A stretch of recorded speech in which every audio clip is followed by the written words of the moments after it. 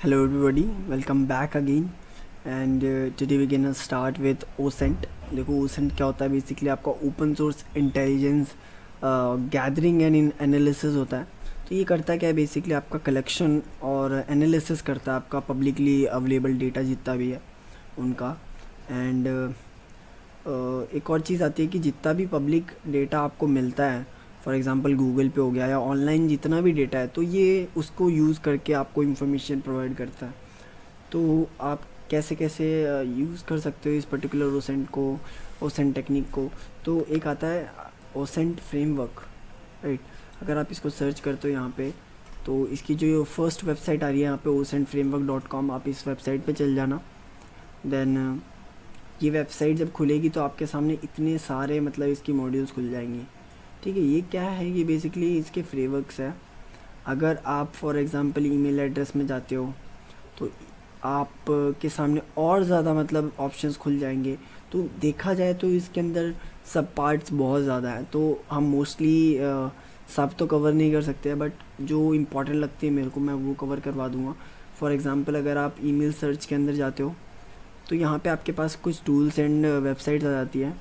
तो उनमें से अगर आप ये मेल हंट पे जाते हो तो ये वाली जो है, फॉर एग्ज़ाम्पल मैंने यहाँ पे कोई वेबसाइट डाली, google.com डालते हैं और मैंने इसको करा सर्च। तो वेरिफिकेशन करने के बाद जस्ट वेट, लेट्स सी कुछ मिलता है कि नहीं मिलता है। तो ये क्या कर रहा है, ये बेसिकली पब्लिकली देख रहा है कि गूगल की वेबसाइट में कितनी लाइक और कितने ज़्यादा पब्लिकली अवेलेबल ईमेल एड्रेस मिल सकते हैं हमें। तो ये क्या करेगा, उनको शो करेगा यहाँ पे एक जगह पे। सो लेट्स सी कर पाता है कि नहीं। आई गेस टाइम ले रहा है ये थोड़ा, या तो यहाँ पे इसने कुछ गूगल के अकाउंट्स यहाँ पे शो कर रहे हैं बेसिकली। तो ये एक ईमेल आईडी है और http://www.google.com ये भी एक ईमेल आईडी। तो यहाँ पे इसने 4 ईमेल आईडीज़ को यहाँ पे शो करा है। आप इसकी CSV फाइल भी एक्सपोर्ट कर सकते हो, XML में खुल जाएगी। एंड नेक्स्ट देखते हैं। अब यहाँ पे देखो, यहाँ पे एक और वेबसाइट है जो कि है इन्फोगा। इन्फोगा एक टूल है। इन्फोगा टूल बहुत अच्छा है, वैसे मैंने यूज़ करा हुआ है इसको। बेसिकली आपकी ये काली लिनक्स में चलेगा, तो आप इसे ईमेल एड्रेस वगैरह डाउनलोड, मतलब एक तरीके से फाइल भी बना सकते हो, TXT फाइल उससे डाउनलोड कर सकते हो। आपका डेटा जितना भी लीक होता है तो उससे रिलेटेड आपको इन्फॉर्मेशन इसमें मिल जाती है, अच्छी खासी इन्फॉर्मेशन दे देता है ये। एंड अगर आपको इसको चलाना है तो आप यहाँ पे कोड पे जाना, इसको डाउनलोड एंड ज़िप कर लेना। ज़िप फाइल डाउनलोड कर ली, देन पाइथन की फ़ाइल आपकी ये है, तो आपको कमांड लगानी पड़ेगी python3 startup.py और फिर उसके बाद उसकी पर्टिकुलरली जो भी इन्फोगा की यूसेज है उसके थ्रू आप यूज़ कर सकते हो। एंड ये तो हो गया आपका काले लिनक्स में इंस्टॉल करने के बाद का प्रोसेस। अगर हम देखें दूसरी टूल की बात करें, हार्वेस्टर, तो हार्वेस्टर जब हम काले लिनक्स यूज़ करेंगे तब हम ये हार्वेस्टर टूल यूज़ कर लेंगे। बेसिकली ये आपका DNS सर्वर को भी निकालता है, आपकी ईमेल एड्रेस वगैरह फाइंड भी कर देता है। तो इंफॉर्मेशन गैदरिंग का बहुत सही टूल है। मतलब ये एक तरीके से ईमेल एड्रेसेस वगैरह, वेबसाइट्स वगैरह, मतलब उनके बारे में इंफॉर्मेशन जितनी हो सकती है ये डेटा निकाल के दे देता है आपको। एंड ये तो हो गया आपका फर्स्ट ईमेल सर्च, सिर्फ ईमेल वगैरह निकालने के लिए। और यहाँ पे अगर हम देखें दूसरी इंपॉर्टेंट चीज़, तो यहाँ पे ब्रीच डेटा है।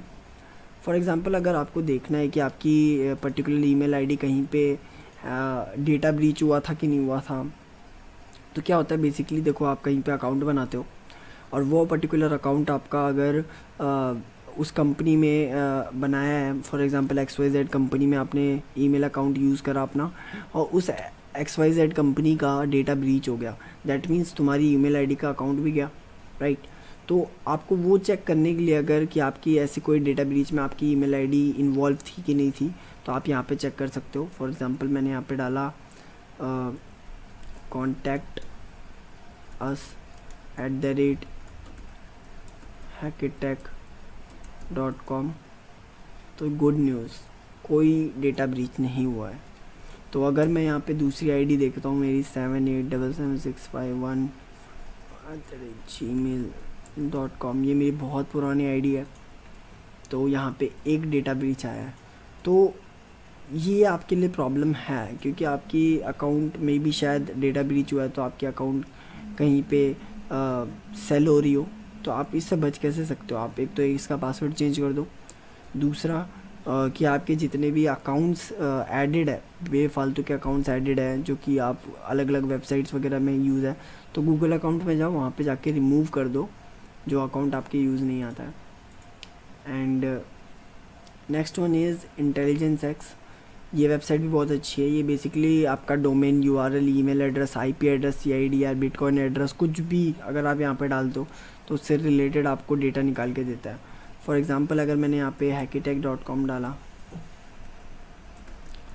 और मैंने एंटर करा, तो फिर ये मेरे को एक CSV की लॉग फाइल दे रहा है, और ये क्या है, ये पूरा का पूरा डेटाबेस निकाल के दे रहा है मेरे को hackitech.com का। तो ये बेसिकली ये फ़ाइल मैंने जानबूझ के अपलोड करी थी इधर पे।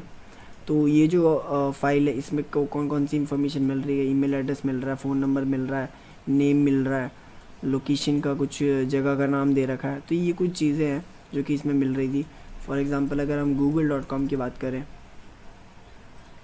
तो यहाँ पे बहुत ज़्यादा पब्लिकली अवेलेबल डेटा मिल रहा है यहाँ पे। तो यहाँ पे अगर कोई आपका इंपॉर्टेंट है, पर्टिकुलरली अगर आप किसी वेबसाइट पे सर्च कर रहे हो जो कि आपका टारगेट वेबसाइट है, तो आप उसके बारे में इंफॉर्मेशन निकालना चाहते हो, तो कोई अगर ऐसी कोई इन्फॉर्मेशन है जो कि आपको चाहिए पब्लिकली अवेलेबल, तो आप यहाँ पे सर्च करके इसमें से निकाल सकते हो। देन आता है आपका आशले। आशले भी बहुत अच्छी वेबसाइट है। ये भी आपको ईमेल एड्रेस का डेटा ब्रीच चेक करके बताती है। यहाँ पे सिर्फ एक ईमेल आईडी का चेक कर लेते हैं। तो यहाँ पे देखो, यहाँ पे लिखा है was not found, that means this particular email ID is secured, मतलब हम सिक्योर्ड हैं। अगर हम दूसरी ट्राई करना चाहें तो वो भी कर सकते हैं। मेरी खुद की अकाउंट ट्राई कर लेते हैं। Was not found, that means this one is also secured. अगर ये रेड में आता है दैट मीन्स डेटा ब्रीच है, अगर ये ग्रीन में आता है और नॉट फाउंड बताता है दैट मीन्स डेटा ब्रीच नहीं है। सो ये था आपका डेटा ब्रीच का एंड ईमेल सर्च का। इसके बाद देख लेते हैं हम मेल ब्लैकलिस्ट। मेल ब्लैकलिस्ट में क्या है, बेसिकली MX टूल बॉक्स दे रखा है, एक वेबसाइट है, इसको एक बार चेक कर लेते हैं। ये क्या करता है, बेसिकली आपका बताएगा कि आपकी जो पर्टिकुलर मेल है, मेल आईडी है, वो कहीं पे ब्लॉक लिस्टेड हो रखी है कि नहीं, या मतलब ब्लैक लिस्टेड कर रखी है कि नहीं किसी कंपनी ने या किसी वेबसाइट ने। तो फॉर एग्ज़ाम्पल अगर हम यहाँ पे डालते हैं contact@hackitech.com, तो यहाँ पे पहले ये इसके रिकॉर्ड्स स्कैन कर रहा है। तो यहाँ पे इसने किस किस टाइप की इंफॉर्मेशन दी है, देखो इसने होस्ट नेम दे रखे हैं यहाँ पे कि मैं कहाँ से यूज़ करूँ, IP एड्रेस दे रखे हैं, IPv6 भी दे रखा है यहाँ पे, और यहाँ पे शो कर रखा है कि नो DMARC रिकॉर्ड फाउंड, मतलब कि SPF रिकॉर्ड नो फाउंड। तो ये सिक्योर्ड है SPF का। एंड फॉर एग्ज़ाम्पल अगर ब्लैक लिस्ट चेक करना है तो यहाँ पे क्लिक कर दो, एंड यहाँ पे देखो सारे के सारे स्टेटस ओके है। दैट मीन्स इन कंपनीज़ ने अभी तक कोई ब्लैक लिस्ट नहीं कर रखा इस पर्टिकुलर मेल आईडी को। And that's all. इसको चेक करने के लिए अगर आपको देखना है कि आपकी पर्टिकुलर जो ईमेल आईडी है वो ब्लैक लिस्टेड है कि नहीं है इन कंपनीज़ में, तो आप यहाँ से चेक कर सकते हो। फिर आता है आपका फॉर एग्ज़ाम्पल आपको डोमेन नेम वगैरह देखना है कि देखो हुईस रिकॉर्ड्स के बारे में ऑलरेडी अपन ने बात कर चुकी है, प्रीवियस क्लास में हमने देख लिया था। अदरवाइज़ अगर आपको और टूल्स देखने हैं तो यहाँ पे टूल्स और वेबसाइट्स के नेम दे रखे हैं। जैसे कि यहाँ पे दे रखा है डोमेन dba.info, तो ये एक वेबसाइट हो गई। हुईस एरियन करके है, DNS टेबल करके है। तो ये जो वेबसाइट्स है ये बेसिकली आपको बता, डोमेन टूल हुईस करके एक वेबसाइट है जो कि हमने लास्ट टाइम भी यूज़ करी थी इसको। लेट्स सी ये वही है क्या, या ये टूल हमने कल ही यूज़ करा था। तो ये आपको अगर अलग अलग वेबसाइट्स भी देखनी है तो यहाँ पे अलग अलग प्लेटफॉर्म्स भी दे रखे हैं हुईस रिकॉर्ड के लिए, तो आप यहाँ से फाइंड कर सकते हो। और सब डोमेन्स के लिए भी यहाँ पे दे रखा है पूरा का पूरा, जैसे कि आप हार्वेस्टर से भी फाइंड कर सकते हो सब ये सब डोमेन्स वगैरह। एंड पेंटस टूल सब डोमेन्स निकालने के लिए कल ही बात करी थी। सबलिस्टर हो गया, फिर A L T D N S भी हो गया। तो ये क्या है, ये जो आगे टी लगा रखे हैं ये बेसिकली आपके टूल्स हैं जो कि आप काली लिनक्स में यूज़ कर सकते हो। एंड गूगल सब डोमेन्स भी है, ये भी आप यूज़ कर सकते हो। फाइंड सब डोमेन्स, ये वेबसाइट है आई गेस, यस ये एक वेबसाइट है। आप यहाँ पे सब डोमेन अगर फाइंड करना है तो आप यहाँ से सब फाइंड कर सकते हो। एंड अदरवाइज़ जो बाकी टूल्स हैं उसमें आप देख सकते हो कि जस्ट वेट, सो सी यहाँ पे सब डोमेन्स निकाल के दे रहा है ये, और यहाँ पे इसने 2 सब डोमेन्स निकाल के दिए हैं जो 404 नॉट फाउंड है। तो यहाँ पे देखो अगर 404 पेज नॉट फाउंड आ रहा है और ये सब डोमेन रजिस्टर्ड है गूगल का, दैट मीन्स यहाँ पे एक अटैक लगा सकते हो आप, जो कि आपका होता है सब डोमेन टेक ओवर। तो आप वो ट्राई कर सकते हो इस पर। एंड नेक्स्ट देखते हैं इसके अलावा आप क्या क्या कर सकते हो। देखो अगर कोई वनरेबिलिटीज़ वगैरह है तो आप यहाँ पे वनरेबिलिटी स्कैनर्स वगैरह यूज़ कर सकते हो, और रोबोट्स डिसअलाउड है कि नहीं है वो चेक कर सकते हो। डिस्क्लोजर साइट्स वगैरह दे रखी है यहाँ पे। तो देखो मोस्टली अगर देखा जाए तो आप ये कंप्लीट पैकेज है, मतलब टूल्स एंड टेक्नोलॉजीज़ का जो जो आपके यूज़ आ सकती है इंफॉर्मेशन गैदरिंग वगैरह के लिए भी। तो ये पूरा कंप्लीट पैकेज है, आपको यहाँ पे पूरा सब कुछ मिल जाता है एक तरीके से, क्या क्या टूल्स आपको मिल सकते हैं यूज़ करने के लिए। फॉर एग्जांपल यहाँ पे सोशल एनालिसिस कर रखा है तो गूगल ट्रेंड्स वगैरह दे रखा है, रेडिट का दे रखा है। अब इसको थोड़ा सा कंप्रेस कर देते हैं एंड और देखते हैं यहाँ पे क्या है। सोशल नेटवर्क्स वगैरह हो गए, तो यहाँ पे जाते हैं। अगर फॉर एग्जांपल आपको फेसबुक के बारे में इंफॉर्मेशन चाहिए तो यहाँ पे टूल्स वगैरह दे रखे हैं, एनालिटिक्स दे रखा है, फेसबुक स्कैनर है। लेट्स सी ये वर्क कर रहा है कि नहीं, ये वर्क नहीं कर रहा है। तो देखो यहाँ पे क्या होता है, सोशल नेटवर्क वगैरह हो गए, इन सब चीज़ों के बारे में अगर देखा जाए तो मोस्टली जो टूल्स होते हैं वो उनकी एल्गोरिदम्स वगैरह चेंज होती रहती है, क्योंकि फेसबुक वगैरह भी अपने एल्गोरिदम्स चेंज करता रहता है। तो कह सकते हैं कि इन पे हम डायरेक्टली डिपेंडेंट नहीं हो सकते हैं, क्योंकि ये टूल्स में भी चले ना चले, फॉल्स रिज़ल्ट दे, फॉल्स ट्रू रिज़ल्ट दे, तो उस पर हम डिपेंड नहीं रह सकते। ठीक है, तो आपको मोस्टली मैनुअल टेस्टिंग भी करनी पड़ती है। अदरवाइज़ यहाँ पे कुछ कुछ चीज़ें मिल रही है। फॉर एग्जांपल लिंक्डइन पे जाते हैं एंड यहाँ पे हमने करा scraper dot in, let's see ये काम करता है क्या। तो एक ये गिटहब पे टूल दे रखा है पाइथन का, आप यहाँ से डाउनलोड करके वापस से सेम वही यूज़ कर सकते हो काले लिनक्स के अंदर। अदरवाइज़ अगर हम और भी इंफॉर्मेशन देखें तो और क्या क्या मिल सकता है अपन को। देखो अगर आपको पब्लिक रिकॉर्ड्स चाहिए तो पब्लिक रिकॉर्ड्स के लिए भी यहाँ पे एक सेक्शन बना रखा है पूरा का पूरा, कि आपको प्रॉपर्टी रिकॉर्ड्स चाहिए, क्रिमिनल रिकॉर्ड्स चाहिए, गवर्नमेंट रिकॉर्ड्स चाहिए, या किस टाइप के रिकॉर्ड्स चाहिए। तो यहाँ पे पर्टिकुलर उनकी वेबसाइट आगे जाके मिल जाएगी आपको। फॉर एग्जांपल अगर प्रॉपर्टी रिकॉर्ड्स चाहिए तो यहाँ पे टूल्स हैं, आप इनको यूज़ कर सकते हो। एंड फॉर एग्जांपल थोड़ा सा और नीचे आते हैं, लेट्स सी। देखो अगर आपको एक्सप्लॉइट्स वगैरह चाहिए, एक्सप्लॉइट्स वगैरह हो गए, उनके बारे में डिटेल्स चाहिए फॉर एग्जांपल, तो यहाँ पे एक दे रखा है एक्सप्लॉइट डीबी। एक्सप्लॉइट डीबी हमने कल ही यूज़ करा था। एक्सप्लॉइट डेटाबेस क्या करता है, देखो यहाँ पे ना अलग अलग एक्सप्लॉइट्स दे रखे हैं। अगर आपको पता है कि आपको ये पर्टिकुलर एक्सप्लॉइट यूज़ करना है और आपको पता नहीं है कि उस पर कोई एक्सप्लॉइट है कि नहीं है, अपाचे की वर्जन पे चाहते हो तो यहाँ पे लिख दो अपाचे, और आपको चेक करना पड़ेगा कि अपाचे से रिलेटेड कोई एक्सप्लॉइट है कि नहीं। तो यहाँ पे दे रखा है वर्जन के साथ साथ। तो अगर आपको कोई जैसे कि फॉर एग्जांपल आपको अपाचे 2.5 का कोई एक्सप्लॉइट चाहिए तो यहाँ पे अवेलेबल है कि नहीं। तो ये जैसे कि यहाँ पे अवेलेबल है तो आप क्या करोगे, इसको यूज़ कर लोगे यहाँ से डायरेक्टली। यहाँ पे पूरी की पूरी डिटेल दे रखी है, यूज़ कैसे करना है उसके बारे में डिटेल दे रखी है, किसने बनाया है और कैसे कैसे इसको एक्सप्लॉइट करा जाता है। तो एक्सप्लॉइट डीबी बहुत सही है आपके लिए, मतलब आप यूज़ करना चाहते हो तो। फिर आपका आता है जैसे ये CVE डिटेल्स वगैरह, अगर कोई CVE नहीं आती है तो आपको उसके बारे में डिटेल्स चाहिए तो वो यहाँ से निकाल सकते हो। 0 डे टू डे भी में भी आता है, वास्प भी बहुत अच्छी है। एंड लेट्स सी ये वाली वेबसाइट, मैंने कभी ये वाली वेबसाइट देखी नहीं है। एंड आई गेस तो यहाँ पे भी वनरेबिलिटीज़ वगैरह यहाँ पे आती है जो कि लेवल वाइज आ रही है। यहाँ पे सवियरिटी दे रखी है क्रिटिकल है, नॉट क्रिटिकल है, मॉडरेट है।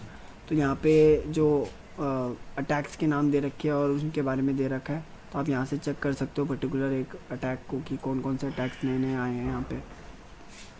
So that's all OSINT framework के लिए। तो अगर देखा जाए तो यहाँ पे कंप्लीट पैकेज है पूरा का पूरा कि एक्चुअल में आप कौन कौन से अटैक्स को यूज़ कर सकते हो, कौन कौन सी वेबसाइट्स है आपके लिए। यहाँ पे पूरी का पूरी कंप्लीट पैकेज है।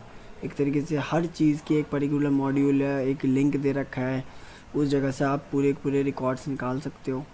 And that's all. मतलब ओसेंट के लिए तो आपके लिए कंप्लीट पैकेज है, तो आप यहाँ से जितनी भी इंफॉर्मेशन निकाल सकते हो। फुट प्रिंटिंग वगैरह के लिए भी आप अगर चाहते हो तो यहाँ पे उसके भी मॉड्यूल्स मिल जाएंगे, तो वो वहाँ से आप ट्राई कर सकते हो इंफॉर्मेशन गैदरिंग के लिए। अब इसके बाद हम चलते हैं काली लिनक्स पे। Just start. देखो कल मेरे को एक दो मैसेज आए थे कि हमारा इंटरनेट नहीं चल रहा है काली लिनक्स में, तो इंटरनेट कैसे चलाएं। तो देखो उसकी कुछ सॉल्यूशंस है, एक दो सॉल्यूशंस है, मैं आपको बता देता हूँ। अगर वो ट्राई करके देख ले तो मे बी शायद तक आपका इंटरनेट चल सकता है। अदरवाइज़ और भी एक दो तरीके हैं, वो भी मैं बताता हूँ। जितने भी पॉसिबल वेज है मैं उनको बता देता हूँ, तो आपका इंटरनेट चल सकता है। फिर लेट्स सी।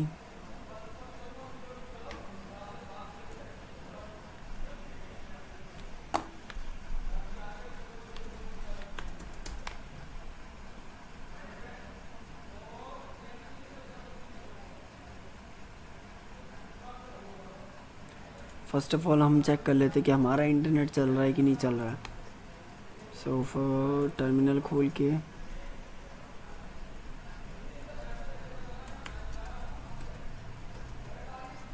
पिंग करके देख लो। अगर आपका ऐसा 64 बिट बाइट्स का अगर कोई पैकेट सेंड हो रहा है, that means your connection is alive और आपका इंटरनेट चल रहा है। ठीक है। अगर आपको इंटरनेट देखना है कि आपका चल रहा है कि नहीं चल रहा है, और तो सबसे पहले आप क्या करना है, यहाँ पे एक आइकन दे रखा है यहाँ पे नेटवर्क वाला, वहाँ पे जाना है और यहाँ पे जो वायर्ड कनेक्शन है इसको कनेक्ट कर देना है। देखो वायर्ड कनेक्शन अगर आपका कनेक्ट नहीं है, दैट मीन्स आपका इंटरनेट नहीं चल रहा है। या फिर आप एक कमांड लगा सकते हो, SYSTM system CTL restart network manager. ये कमांड आप जब रन करोगे तो आपका जो नेटवर्क मैनेजर है वो रन हो मतलब रीस्टार्ट हो जाएगा एक तरीके से, और फिर आप वापस से इसको कनेक्ट कर लेना और ट्राई कर लेना आपका इंटरनेट चल रहा है कि नहीं चल रहा है। एक तो ये हो गया। दूसरा हो गया आपका, आपको यहाँ पे जाना है डिवाइस पे, नेटवर्क सेटिंग्स पे जाना है। नेटवर्क सेटिंग्स पे जाने के बाद यहाँ पे आपका ब्रिज अडेप्टर है कि नहीं है वो चेक कर लेना है, और यहाँ पे एक चूज़ कर लेना है एंड अलाउ ऑल कर देना। इसको ओके करने के बाद आपका पहला काम रहेगा IF कॉन्फ़िग करना। IF कॉन्फ़िग करने के बाद आपको यहाँ पे देखना है कि आपकी जो ईथरनेट आईडी है वो कोई IP एड्रेस शो कर रहा है कि नहीं कर रहा। तो यहाँ पे बेसिकली मेरी IPv6 दिखा रहा है यहाँ पे। अदरवाइज़ मेरा जो दूसरा ईथरनेट है वो मेरे को एक IP दे रहा है पर्टिकुलरली दूसरे बॉक्स के हिसाब से। मैंने एक सेकंड बॉक्स बना रखा है, उसके चक्कर में ये मेरे को दूसरी ईथरनेट आईडी भी दे रहा है। एंड इसके बाद जैसे कि आपने यहाँ पे चेक कर लिया कि अगर आपका नेट चल रहा है तो ठीक है। अदरवाइज़ अगर ब्रिज एडाप्टर में भी नहीं चल रहा है आपका नेट, तो आप क्या ट्राई कर सकते हो, नेट पे कर देना। इसको कम्प्लीटली नेट कर दो। नेट करने के बाद एडवांस में जाके चेक कर लेना यहाँ पे केबल कनेक्टेड है कि नहीं, एंड नेट पे करने के बाद ओके कर देना, आपका इंटरनेट चलने लग जाएगा। Still if you are getting problem with internet connection तो नेट पे उसको रहने दो। आपको क्या करना है, आपको एक सोर्स फाइल मिलेगी, उस सोर्स फाइल में थोड़ी सी चेंजेस करनी है। तो आपको ओपन फाइल के अंदर जाना है। यहाँ पे आपका एक ऑप्शन आएगा फाइल सिस्टम करके, फाइल सिस्टम के अंदर जाना। यहाँ पे जाने के बाद आपको जाना है लेट मी सी, आपको ETC के अंदर जाना है और यहाँ पे आपको सर्च करना है नेटवर्क मैनेजर। या नेटवर्क मैनेजर के अंदर जाने के बाद ये जो फाइल दे रखी है आपको इसको ओपन कर लेना है। इसको जब आप ओपन कर लोगे तो यहाँ पे आपको कुछ लिखा हुआ मिलेगा। आपको क्या करना है, यहाँ पे फॉल्स दे रखा है, इस फॉल्स को कर देना आपको ट्रू। ट्रू करने के बाद इसको जस्ट सेव कर देना। सेव करने के बाद आप कमांड लगाना वापस से, जो मैंने आपको स्टार्टिंग में बताई थी, systemctl रीस्टार्ट नेटवर्क मैनेजर। जब आप ये कमांड लगा दोगे इसको रन कर देना। रन करने के बाद आपका जो नेटवर्क मैनेजर वापस से रीस्टार्ट हो जाएगा और फिर आपका इंटरनेट चलने लग जाएगा। तो ये तरीके थे आपके कुछ इंटरनेट को चलाने के लिए आपके कंप्यूटर सिस्टम में। और बहुत सारी दिक्कतें और भी आती हैं जिनकी प्रॉब्लम ये होती है कि बेसिकली उनका इंटरनेट नहीं चल रहा होता है, स्पीड में नहीं चल रहा होता है काली लिनक्स में। तो उनके लिए भी सॉल्यूशंस हैं। आप क्या कर सकते हो, आप अपने पैकेज मैनेजर को चेंज कर सकते हो ताकि आपका इंटरनेट थोड़ा फास्ट चल सके। इसको एज अ टेम्प्रेरी सॉल्यूशन बोल सकते हैं हम। एंड लेट्स सी,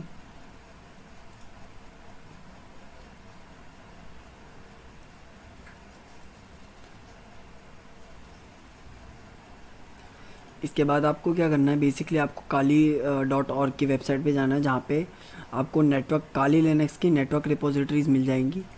बेसिकली ये जो पाथ दे रखा है आपको यहाँ पे वो फाइल मिल जाएगी जहाँ पे आपको चेंजेस करने हैं, ठीक है। तो आप क्या करना है, इसको कॉपी कर लेना। कॉपी करने के बाद टर्मिनल खोलो अपना। टर्मिनल खोलने के बाद यहाँ पे जस्ट टाइप करो cd और फिर उसका पाथ पेस्ट कर देना, इतना काट दो एंड एंटर। ये इतना करने के बाद आपको टाइप करना है यहाँ पे नैनो के बाद आपको यहाँ पे लिखना है sources.list। अब ये जो फाइल खुल गई, ये फाइल बेसिकली वो पाथ है जो हम वहाँ पे दे रखा था, हमने उस फाइल को खोल रखा है यहाँ पे। अब बेसिकली ये जो यहाँ पे दे रखा है, ये दोनों आपको इनको चेंजेस करना है, मतलब कि ये पूरे का पूरा ये चेंज करना है आपको। आप ये कैसे चेंज करोगे अभी देख लो, आप कहाँ का यूज़ कर रहे हो। आप यूज़ कर रहे हो nctu.edu का। तो अभी आप कौन सा चेंज करके यूज़ कर सकते हो, आप यहाँ से उठा लेना फाइल को। लेट्स सी,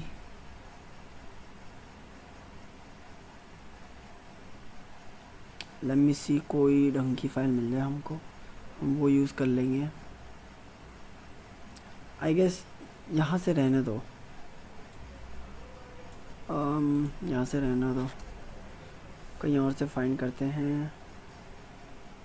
देखो आप यहाँ से भी ले सकते हो इस फाइल को, यहाँ पे दे रखा है, आप यहाँ से भी कॉपी कर सकते हो डायरेक्टली। बट यहाँ से आई गेस इसको कॉपी कर लो, यहाँ पे पेस्ट कर दो।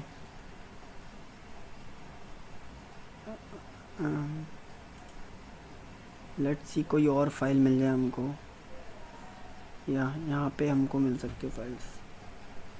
या आप क्या कर सकते हो, आप ये वाली फाइल्स को यूज़ कर सकते हो, काली रोलिंग करके।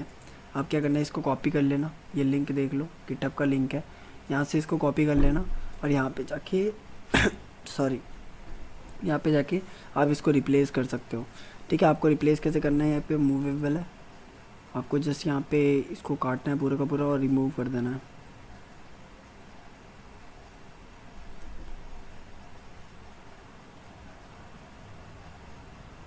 इसको पूरा रिमूव कर दो और फिर वो जो फाइल आपने कॉपी करी थी उसको यहाँ पे पेस्ट कर दो। पेस्ट करने के बाद आपको इसको सेव करना है। सेव करने का तरीका है Ctrl+X कर देना और यहाँ पे ये आपसे पूछेगा कि आपको सेव करना है, तो यस। सेव करने के बाद एंटर, फाइल नेम डाल दिया, अब ये हो गया सेव।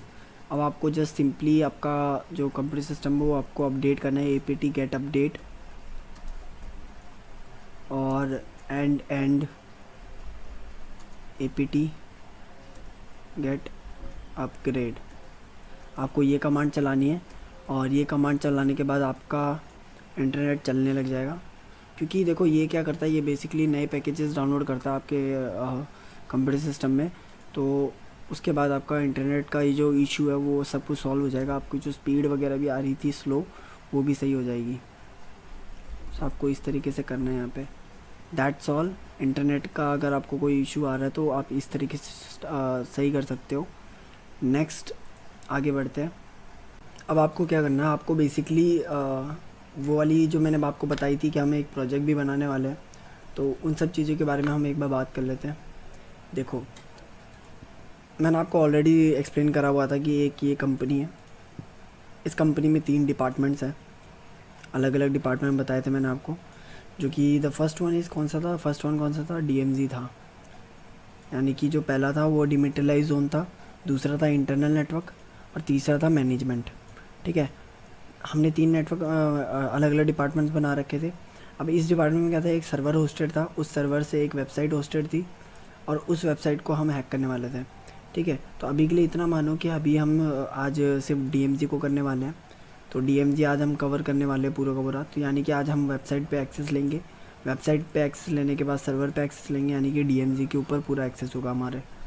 तो इस सिनेरियो को आज हम इम्प्लीमेंट करेंगे एंड बनाने का जो सिनेरियो है वो हम अगली क्लासेस में देख लेंगे। तो उससे पहले बेसिक कुछ रिक्वायरमेंट्स है। रिक्वायरमेंट्स क्या है, बेसिकली आपको कुछ कॉन्फ़िगरेशन करना पड़ेगा। तो आपको प्रेफरेंस पे जाना पड़ेगा, प्रेफरेंस पे जाने के बाद आपको नेटवर्क पे जाना है, यहाँ पे ऐड का बटन आएगा, इस पर क्लिक कर देना। क्लिक करने के बाद आपके सामने ऐसा कुछ आ जाएगा, आपको उसको रीनेम कर देना। मैंने यहाँ पे dmz.hackitech कर रखा है। अब एडिट पे जाना, अब यहाँ पे आपने ये नेम डाल रखा है, आपको एक रेंज डालनी है नेटवर्क की, आपको ये सेम टू सेम यही रेंज डालनी है, क्योंकि मैंने यहाँ पे जो बॉक्स बना रखा वो इस रेंज के अंदर है, तो that's why you have to add this particular range. तो आपको ये रेंज डालनी है 10.0.2.0/24। ठीक है, इसको करने के बाद ओके कर देना है इसको। अब यहाँ पे आपने एक नेटवर्क क्रिएट कर दिया है। ठीक है, अब इसको क्रिएट करने का रीज़न क्या था, रीज़न ये है, देखो एक एग्जांपल देता हूँ। अगर आप इंडिया में बैठे हो और आपकी जो कंपनी है वो दुबई की है, ठीक है, तो अगर आपको रिमोटली वर्क करना है तो आप किसके थ्रू वर्क करते हो, थ्रू वीपीएन। अगर आपको कंपनी के नेटवर्क से कनेक्टेड रहना है तो आप थ्रू वीपीएन काम करते हो। ठीक है, तो अगर आप बात करते हो इधर की, तो इधर पे तो आप वीपीएन कैसे कनेक्ट करोगे, वर्चुअल बॉक्स है राइट। तो आपने यहाँ पे एक नेटवर्क क्रिएट कर दिया, अभी जस्ट मैंने अभी बताया था उस तरीके से आपने एक नेटवर्क क्रिएट कर दिया। अब ये जो बॉक्स है dmz.hackitech.dmz, आपको ये रन करना है बैकग्राउंड में। उससे पहले आप सेटिंग्स पे जाना, सेटिंग्स पे जाने के बाद आपको नेटवर्क पे जाना है, नेटवर्क पे जाने के बाद नेटवर्क पे क्लिक कर देना और उसके बाद यहाँ पे जो भी आपने बनाया था, क्रिएट कर रहा था, वो यहाँ पे ऑटोमेटिकली सेलेक्ट हो जाएगा। एडवांस सेटिंग्स पे जाके इसको अलाउ ऑल कर देना, ओके कर देना। इतना करने के बाद आपका नेक्स्ट स्टेप ये है कि आपको यहाँ पे काले लिनक्स है, जो कि आपकी मेन मशीन है जिससे आप हैकिंग परफॉर्म करते हो, तो आपको इस मशीन पे जाना है, सेटिंग्स पे जाना है। सेटिंग्स में जाने के बाद आप यहाँ पे नेटवर्क पे जाओगे, यहाँ पे जो एडाप्टर 1 है, एडाप्टर 1 को ब्रिज एडाप्टर कर देना और एडवांस पे जाके अलाउ ऑल। फिर सेम टू सेम एडाप्टर 2 पे जाना, नेटवर्क पे क्लिक करना और ये ऑटोमेटिकली सेलेक्ट हो जाएगा और अलाउ ऑल कर देना और ओके। इतना करने के बाद आपका कॉन्फ़िगरेशन अभी तक ख़त्म हो चुका है। इसके बाद आपको जस्ट अपनी मशीन खोलनी है। अब आपने ये बैकग्राउंड में चला दिया है, देखो ये ऑलरेडी लॉग्ड है, तो यहाँ पे ऐसा कुछ नहीं है कि मैंने इसको खोल के रखा हुआ है, ये ऑलरेडी लॉग है। इसका इतना काम है कि एज अ सर्वर की तरह काम कर रहा है। एंड आपका नेक्स्ट स्टेप ये है कि आपको अपनी काली लिनक्स खोलनी है। अब यहाँ पे आपको सबसे पहले इस अपनी आईपी चेक करनी है कि आपकी आईपी है क्या और किस रेंज के अंदर है। तो IF कन्फिग डालो। IF कन्फिग डालने से क्या होता है, IF कन्फिग से आपकी आईपी एड्रेस वगैरह आप ये सब देख सकते हो।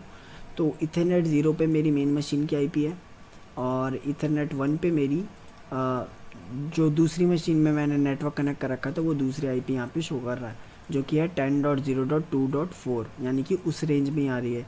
ये मेरी नेटवर्क आईडी हो गई और ये मेरा होस्ट हो गया।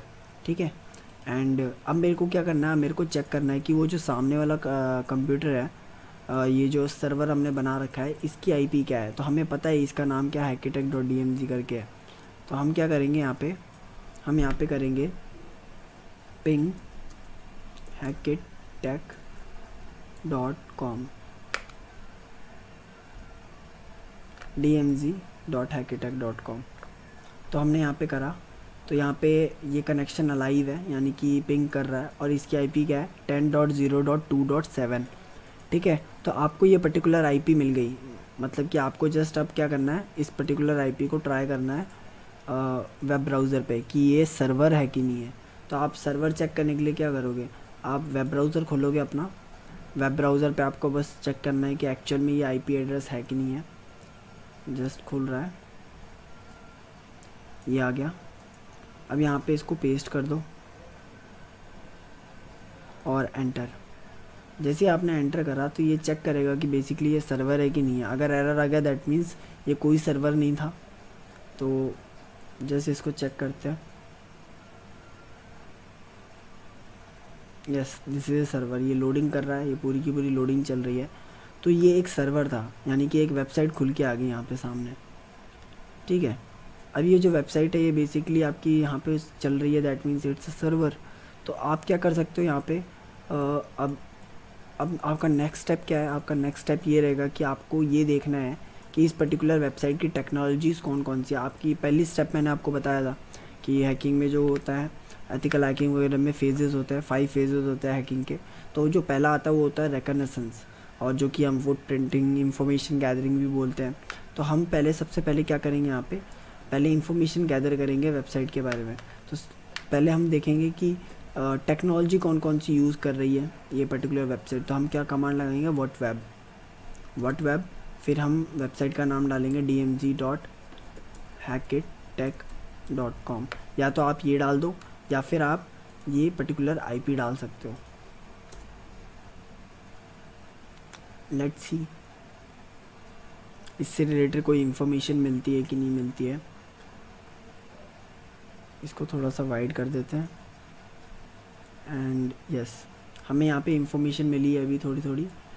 लेट्स सी किस किस टाइप की इंफॉर्मेशन मिली है। देखो या अभी अब देखो यहाँ पे हमें इतना पता चला है कि HTTP पे है और अपाचे का वर्जन ये यूज़ कर रहा है, और HTTP सर्वर इसका लिनक्स है, और सॉरी और क्या क्या यूज़ कर रहा है, ईमेल एड्रेस यूज़ कर रहा है वर्डप्रेस का बाय डिफ़ॉल्ट, एंड या jQuery यूज़ कर रहा है ये वाली, और वर्डप्रेस यूज़ कर रहा है, ठीक है। तो ये कुछ चीज़ें यूज़ कर रहा है यहाँ पे। अब आप देखो क्या क्या कर सकते हो। बेसिकली आपको यहाँ पे टारगेट फाइंड करने पड़ेंगे कि आपको बेसिकली सबसे सिंपल कौन सा पड़ रहा है अटैक करने के लिए। तो यहाँ पे अगर आपको अपाचे का ये जो भी वर्जन है, आपको क्या करना है, इसको कॉपी करना है और नेट पे सर्च करना है कि इससे रिलेटेड कोई एक्सप्लॉइट था कि नहीं था। एक्सप्लॉइट, ठीक है। अगर इस पर कोई एक्सप्लॉइट मिलता है दैट मीन्स आप यहाँ पे ट्राई कर सकते हो। तो इस तरीके से आप एक्सप्लॉइटेशन करते हो। जैसे कि 2.4 पे है और ये कौन सा है 2.4, या तो 2.4 पे ये वनएबिलिटी है, तो आप ये वाली वनएबिलिटी ट्राई कर सकते हो इधर पे अटैक करने की। अगर ये वर्क करता है तो that means you can proceed, आप आगे और ट्राई कर सकते हो। पर अगर आपका ये एक्सप्लॉइट काम नहीं करता है that means you have to find something else. जैसे कि ये jQuery, आप इसको भी सर्च कर सकते हो, इस पर भी कोई अगर एक्सप्लॉइट मिलता है तो वो ट्राई कर सकते हो। अदरवाइज़ वर्डप्रेस जो है, हम वर्डप्रेस को टारगेट करने वाले हैं क्योंकि ये ईजी टारगेट है देखा जाए तो। क्योंकि वर्डप्रेस क्या होता है, आपका एक कंटेंट मैनेजमेंट सिस्टम है, CMS पे काम करता है। तो CMS वाले जितने भी वेबसाइट्स होती हैं या फिर टूल्स होते हैं, वो उनके एक पर्टिकुलर टूल बना रखे हैं। फॉर एग्जांपल अगर वर्डप्रेस की बात करें तो WP स्कैन करके एक टूल आता है जो कि CMS का है, वो हमारे पास आता है ताकि हम वर्डप्रेस की वेबसाइट्स पे अटैक परफॉर्म कर सके, राइट। तो हम अभी क्या करेंगे, हम वर्डप्रेस की वेबसाइट पे अटैक परफॉर्म करेंगे। तो हमारा पहला स्टेप क्या है यहाँ पे, हमारा पहला स्टेप ये है कि अगर आपके पास WP स्कैन नहीं है तो आप कमांड लगा सकते हो apt इंस्टॉल WP स्कैन। अगर आपने ये कमांड लगाई तो आपके पास WP स्कैन आ जाएगा। अदरवाइज़ आपको अपग्रेड और अपडेट करना पड़ेगा तो आपके पास आ जाएगा।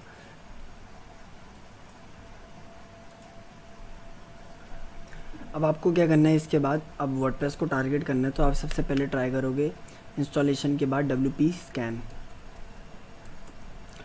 Scan -hyphen help.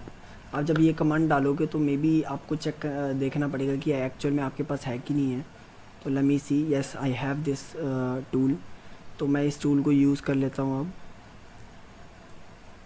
तो फर्स्टली मेरे को ये देखना पड़ेगा कि ये पर्टिकुलर टूल क्या क्या काम करता है। देखो अब इस टूल को यूज़ कैसे करते हैं, WP स्कैन, फिर ऑप्शंस लगाना आपको। ऑप्शन में आपके पास क्या क्या है, अगर आपको URL ऐड करना है तो -URL, और इसके बाद लेट्स सी हमारे काम की चीज़ जो हम यूज़ करने वाले हैं हेयर। देखो हमको क्या यूज़ करना है, हमको इनूमरेट करना है, हमको चीज़ें निकालनी है। एक्चुअल में हमको वेबसाइट के अंदर से चीज़ें निकालनी है कुछ, तो हम क्या यहाँ यूज़ करेंगे, WP से क्या आ रहा है, वर्नेबल प्लगइन्स, और WT से वर्नेबल थीम्स आ रहा है। तो देखो वर्नेबल थीम्स यानी कि कुछ कुछ थीम्स होती है जो कि हम वर्डप्रेस में सेलेक्ट करते हैं। देखो वर्डप्रेस क्या है, CMS है, कंटेंट मैनेजमेंट सिस्टम है, तो बेसिकली पूरा का पूरा ड्रैग एंड ड्रॉप का सीन होता है। तो आप क्या करोगे, यहाँ पे थीम्स वहाँ पे सेलेक्ट होती है, तो वर्नेबल थीम्स पे हम ट्राई कर सकते हैं कि पर्टिकुलर इस थीम पे हम अटैक लगा सकते हैं कि नहीं लगा सकते, तो वो आपको चेक करना पड़ेगा। और वर्नेबल प्लगइन्स देख सकते हो कि आपको टूल्स वगैरह कुछ होते हैं जो इंस्टॉल होते हैं, तो वो चेक कर सकते हो आप यहाँ से। और यूज़र ID रेंज वगैरह तो -U से चेक करते हैं। तो अभी हम ये दो चीज़ें ट्राई करते हैं, इसको क्लियर कर देते हैं।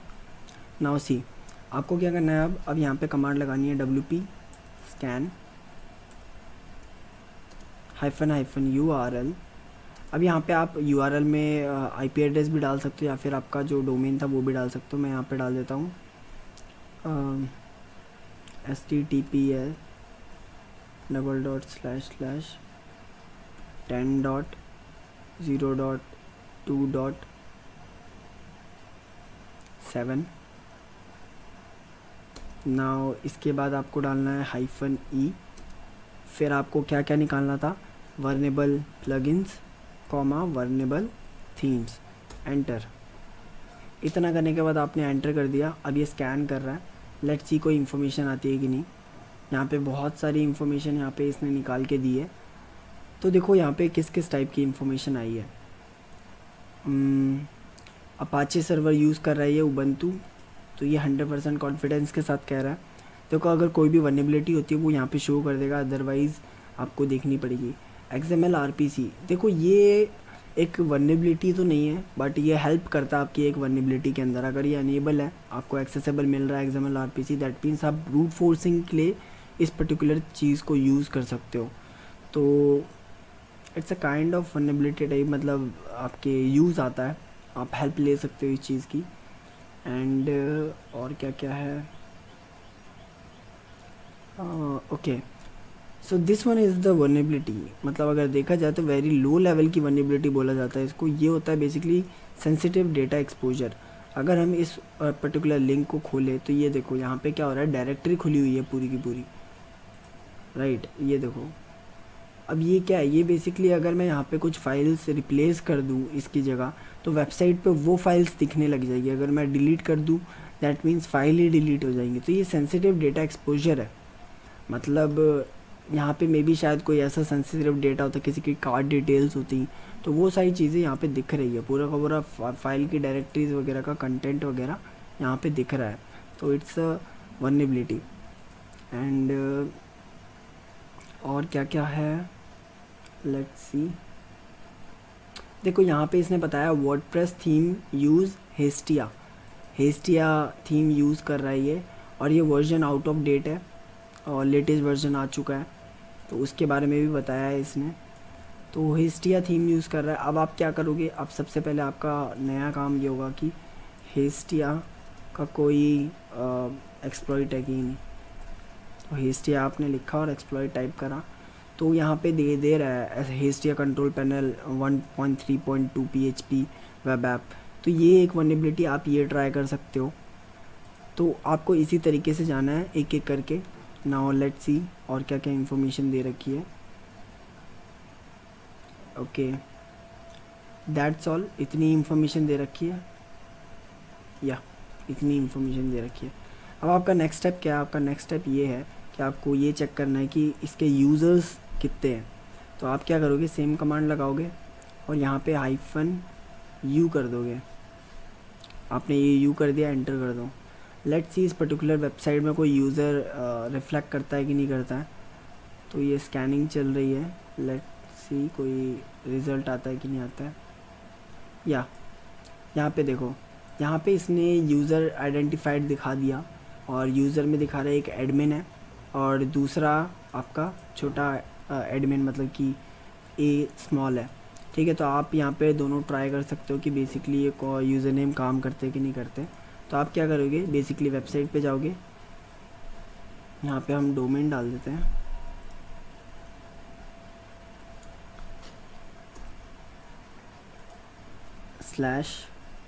/wp admin।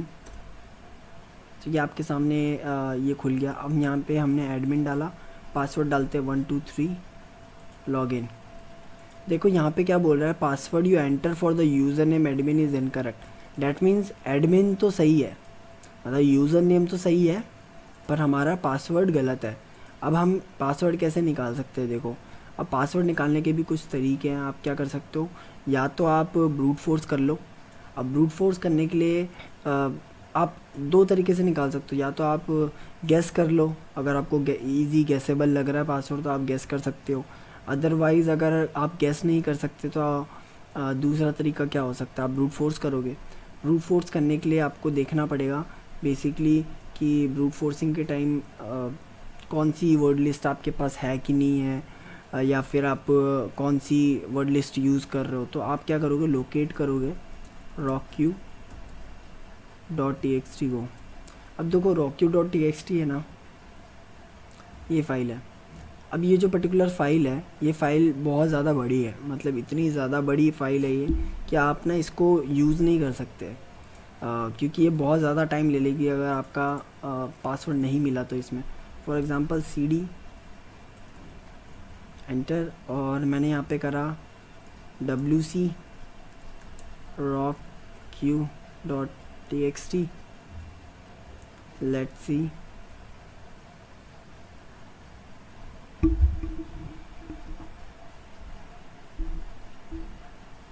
अब देखो यहाँ पे इतने नंबर ऑफ़ काउंट्स हैं, मतलब कि इतने नंबर ऑफ़ वर्ड्स हैं उसके अंदर, तो ये बहुत ज़्यादा है। अब अगर आप यहाँ पे ब्रूट फोर्सिंग करोगे तो ब्रूट फोर्सिंग के चक्कर में बहुत ज़्यादा टाइम लग जाएगा, मतलब कि अप्रॉक्सीमेटली एक साल भी लग सकता है अगर आप पूरी कंप्लीट करने बैठ गए तो वो बहुत ज़्यादा टाइम लेगा। ठीक है, तो आप क्या कर सकते हो, इसके अलावा दूसरी चीज़ कर सकते हो, वो है आप खुद की कस्टम वर्ड लिस्ट बनाना।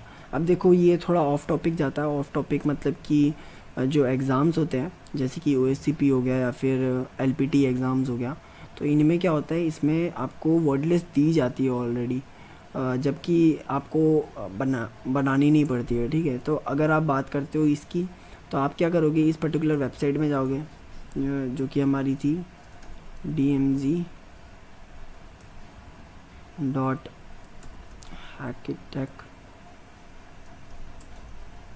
आपने ये वेबसाइट खोली। अब देखो ये जो वेबसाइट है ना, इस पर्टिकुलर वेबसाइट में जितने भी वर्ड्स हैं, मतलब कि जितने भी कीवर्ड है, जैसे कि हैकिटेक हो गया, कॉन्टैक्ट हो गया, और जितने भी वर्ड्स दिख रहे हैं, बग बाउंटी हो गया, तो ये कुछ वर्ड्स हैं।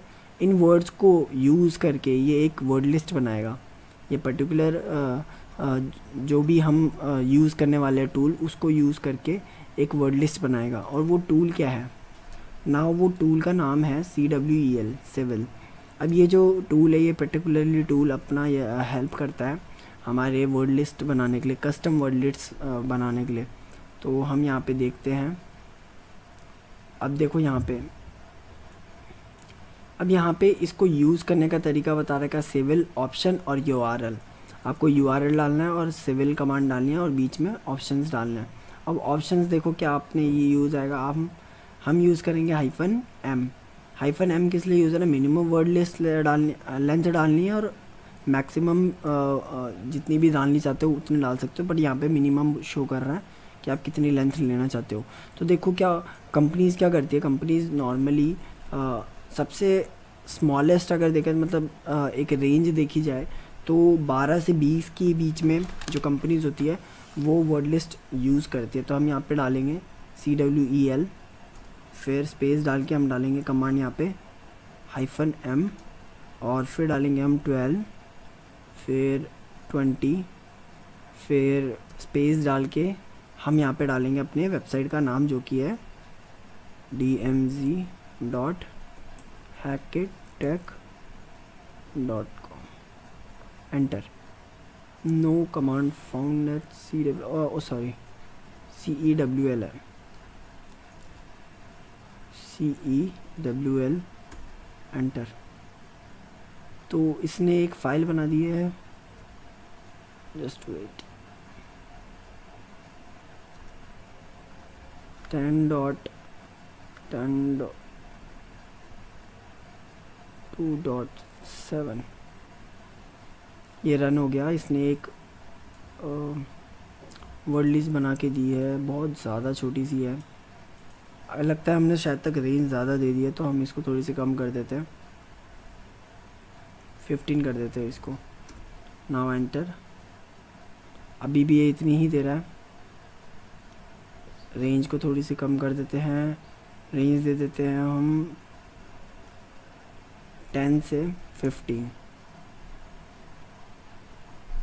तो इसने अब थोड़ी सी ज़्यादा लिस्ट दी है, थोड़ी और वर्ड्स फाइंड करवा लेते हैं इससे, रेंज बढ़ा देते हैं 8। अब जो पासवर्ड है वो 8 से 15 के बीच में जितने भी कैरेक्टर्स होंगे वो सारे के सारे यहाँ पे शो कर देगा। अब देखो ये जो वेबसाइट है, इस वेबसाइट ने इतने वर्ड्स निकाल के दिए हैं पर्टिकुलरली, तो आप क्या कर सकते हो, इन वर्ड्स को कॉपी कर लो और इसकी एक वर्ड लिस्ट बना लो। अब एक वर्ड लिस्ट कैसे बनाओगे आप, कमांड लगाओ नैनो, फिर यहाँ पे लिख दो पास। अब ये जो आपने कमांड लगाई है, आप यहाँ पे इसको पेस्ट कर दो। ये सारी की सारी वर्ड लिस्ट बन गई। अब आप इसको सेव कर लो।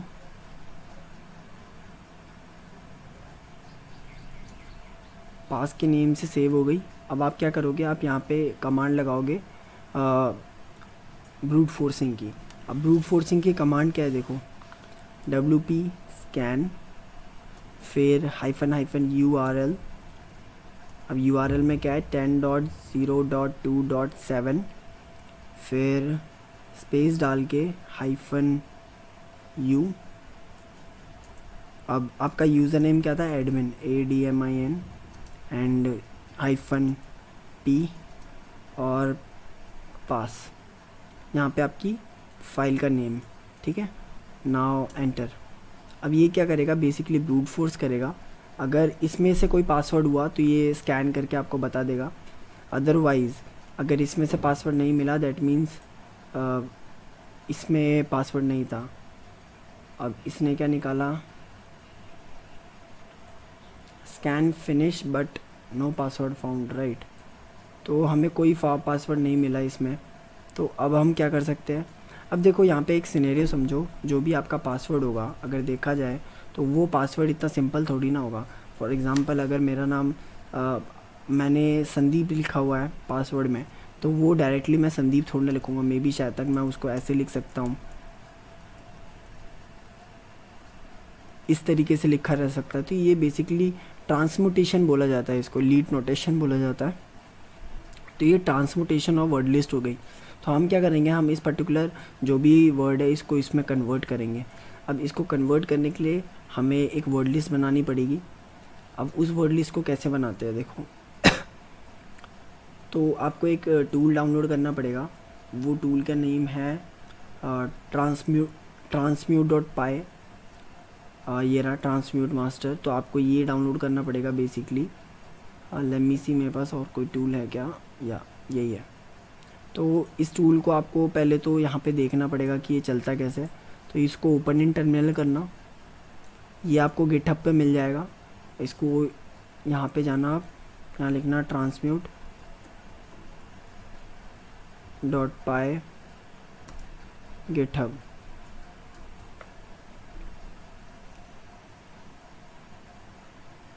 ये जो स्कैन कर रहा है, जस्ट वेट।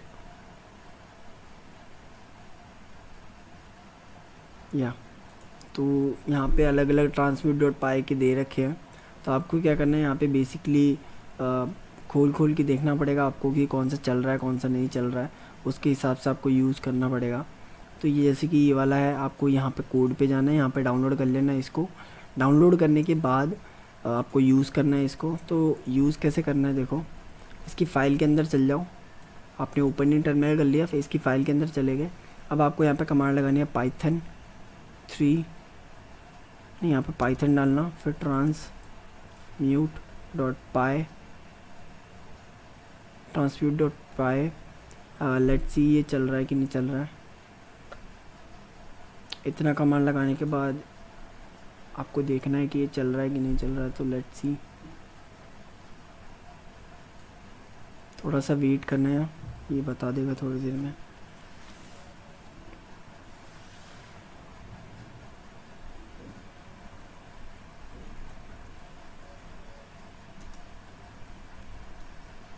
ये कमांड चल तो रही है, मतलब कि ये टूल चल रहा है, राइट।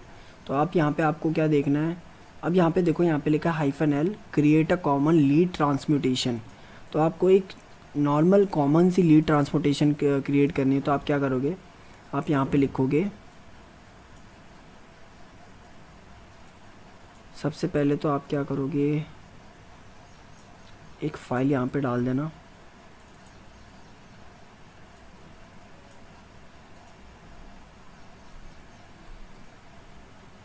आपने जो फाइल बनाई थी वो कहाँ पे बनाई थी,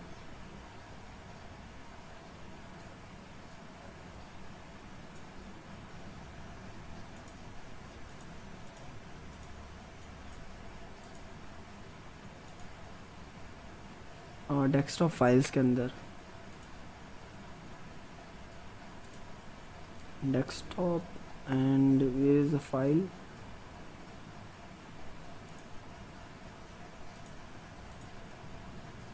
यहाँ पे आपने बनाई थी फाइल किसके नेम से, पास के नेम से।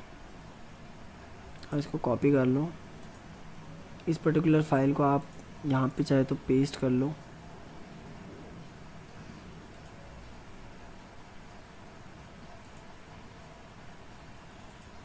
फाइल पेस्ट नहीं हुई, रही ऐसा करो, आप इसको कॉपी करके जस्ट डेस्कटॉप से कॉपी कर लो, या फिर आप इसका लोकेशन ही कॉपी कर लो। ओके ओके ओके, आप इसका लोकेशन ही कॉपी कर लो।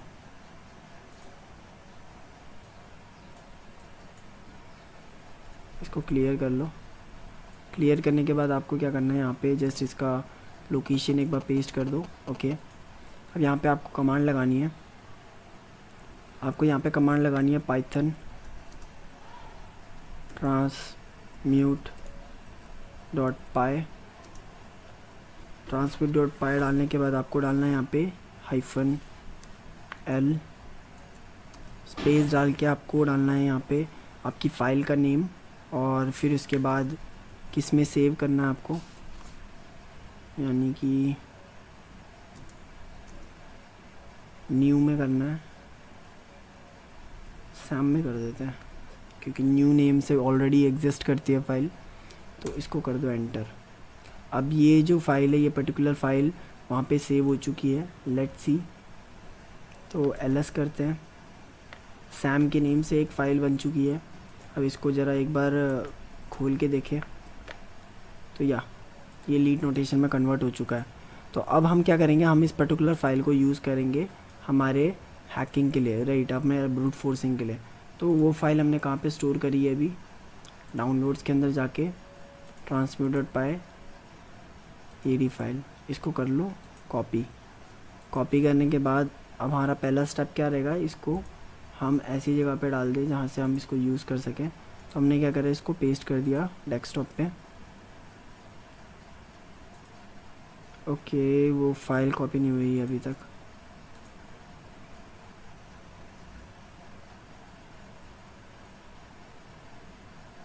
नो प्रॉब्लम,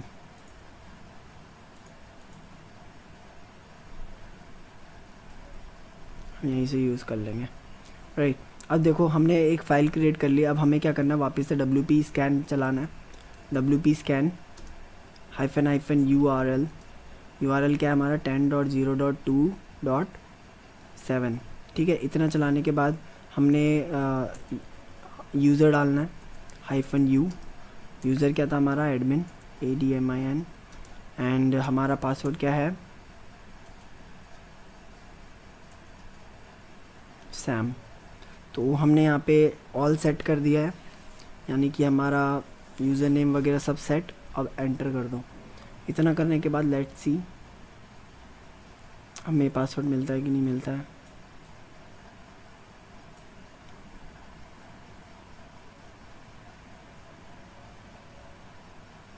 या got it.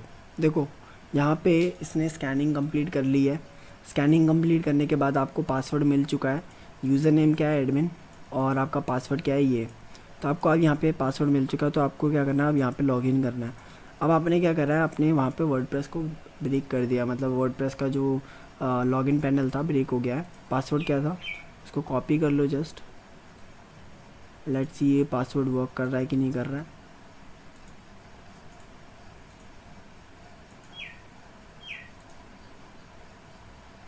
Okay got it.